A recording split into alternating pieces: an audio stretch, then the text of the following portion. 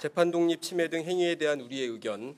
우리는 법원 행정처 관계자가 특정 재판에 관하여 정부 관계자와 재판 진행 방향을 논의하고 의견서 작성 등 자문을 하여 준 행위나 일선 재판부에 연락하여 특정한 내용과 방향의 판결을 요구하고 재판 절차 진행에 관하여 의견을 제시한 행위가 징계 절차 외에 탄핵 소추 절차까지 함께 검토되어야 할 중대한 헌법 위반 행위라는 데 인식을 같이 한다. 다시 한번 읽어드리겠습니다.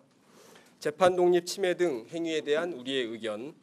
우리는 법원 행정처 관계자가 특정 재판에 관하여 정부 관계자와 재판 진행 방향을 논의하고 의견서 작성 등 자문을 하여 준 행위나 일선 재판부에 연락하여 특정한 내용과 방향의 판결을 요구하고 재판 절차 진행에 관하여 의견을 제시한 행위가 징계 절차 외에 탄핵 소추 절차까지 함께 검토되어야 할 중대한 헌법 위반 행위라는 데 대하여 인식을 같이 한다. 일반적인 말씀을 드리겠습니다. 2018년 전국 법관대표회의 제2회 정기회의가 일산 사법연수원에서 각급 법원 대표 114명이 모인 가운데 열렸습니다. 대표회의는 오늘 오전 전국 법관대표회의 규칙 개정에 관한 의견 제출 의안과 전국 법관대표회의 내규 개정안에 대해서 토론 후 의결하였습니다.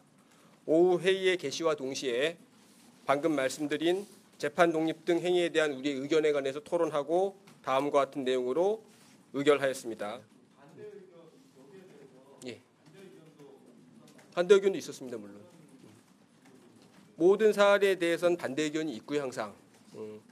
반대 의견의 논거를 말씀드리면 일단 탄핵 소추라고 하는 것이 고도의 정치적인 행위다. 따라서 정치적 논쟁의 소용돌이에 휘말리는 것이 적절하지 않다. 탄핵 소추는 국회의 임무이기 때문에 국회에 대해서 사법부가 탄핵 소추에 요청을 하는 것은 부적절하다. 이런 논거가 있었습니다.